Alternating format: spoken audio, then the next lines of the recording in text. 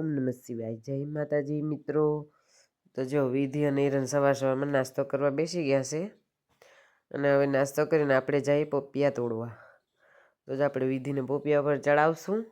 તો જો વિધિ પોપિયા પર ચડશે આગળ ને પોપિયા તોડશે. જો કેટલા મસ્ત પાક્યા છે પોપિયા, તો કેટલા સરસ છે.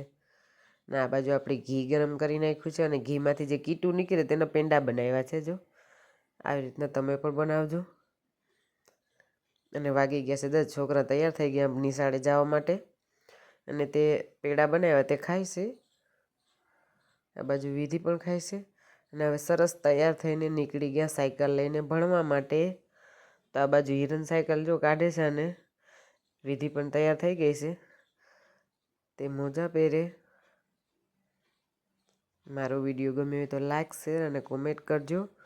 વિધિ હવે સાયકલ કાઢવા આવી છે.